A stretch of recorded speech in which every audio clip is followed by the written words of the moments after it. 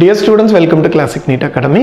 இப்போ நம்ம NEET Physicsல rank booster theory questions அப்படினு coming NEET examக்காக நம்ம series of questions பார்த்துட்டு இருக்கோம்.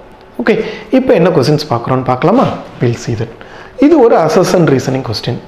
என்ன சார் question? என்ன யூனிட்ல இருந்து inertial frame and non inertial frame பத்தி சொல்லிருக்கேன். பாருங்க, assertion பாருங்க. A body at rest in inertial frame appears to be rest in non-inertial frame. Okay, next, non-inertial frames are associated with pseudo force which cause apparent acceleration. அப்படிங்கிறாங்க. அதாவது first inertial frame னா என்ன, non-inertial frame னா என்ன? inertial frame னா அந்த frame ஒன்று ரெஸ்ட்ல இருக்கணும், இல்ல கான்ஸ்டன்ட் வெலாசிட்டி யூனிஃபார்ம் வெலாசிட்டியில் மூவ் ஆகணும். ஓகே, நான் இனர்ஷியல் ஃப்ரேம்னா அந்த ஃப்ரேமே ஆக்சலரேட் ஆகணும். ஓகேவா?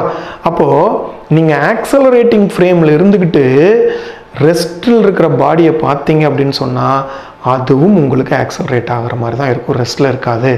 அப்போ என்னென்னா, a body at rest in inertial frame, inertial frame ஒன்று இனர்ஷியல் ஃப்ரேம் ரெஸ்ட்டில் இருக்கிறது கான்ஸ்டன்ட் வெலாசிட்டியில் போயிட்டு இருக்கிற மாதிரி தெரியும்.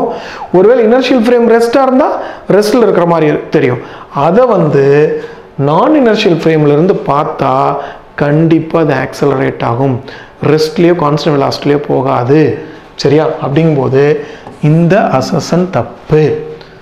ரீசன் என்ன சார் சொல்லியிருக்காங்க? Non inertial frames are associated with pseudo forces which cause apparent acceleration. அதுக்கு அடுத்த பாயிண்டில் இருக்கிறத ரிலேட்டிவாக இருக்கிற அதர் பாடியில் ஆக்சலரேஷன் இருக்கிற மாதிரி காட்டும். ஏன்னா ஃப்ரேமே ஆக்சலரேட் ஆகுது. நீங்கள் ஆக்சலரேட் ஆகிற ட்ரெயினில் இருந்து வேற ஒரு நின்றுட்டு இருக்க ட்ரெயின் பார்த்தாலும் அதுவும் ஆக்சலரேட் ஆகிற மாதிரி தான் தெரியும் உங்களுக்கு. சரியா? ஆக்சலரேட் ஆகுது, கான்ஸ்டன்ட் வெலாசிட்டியில் போச்சுன்னா அது இனர்ஷியல் ஃப்ரேம். இப்போ ட்ரெயின் வந்து ஆக்சலரேட் ஆகிட்டு இருக்குது, ஸ்பீடு சேஞ்ச் ஆனால் அதுக்கு பேர் ஆக்சலரேஷன். அப்போ அந்த ஃப்ரேம் வந்து நான் இனர்ஷியல் ஃப்ரேமாக மாறிடுது. இப்போ நான் இனர்ஷியல் ஃப்ரேம்லேருந்து இனர்ஷியல் ஃப்ரேமில் இருக்கிற ஒரு பாடி பார்த்தீங்கன்னா அந்த பாடி ஆக்சலரேட் ஆகிற மாதிரி தெரியும். அப்போது இந்த ரீசன் கரெக்டு. அப்போ என்னென்னா, அசர்ஷன் ஃபால்ஸு, ரீசன் வந்து ட்ரூ. கிளியராப்பா? இந்த மாதிரி கொஸ்டின்ஸையும் அவங்க கேட்கலாம். கேட்டால் ஃப்ரேம் இனர்ஷியல் ஃப்ரேம்னா என்ன, நான் இனர்ஷியல் ஃப்ரேம்னா என்னன்னு தெரிஞ்சுக்கோங்க.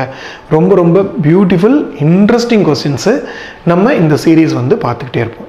Every day some questions will be released. So please see that. Okay, NEET exam ரொம்ப ஈஸி தான். நீட் ஃபிசிக்ஸ் தியரி கொஸ்டின்லேயே ஃபுல் மார்க் வாங்கலாம். Wishing you all the best. Thank you.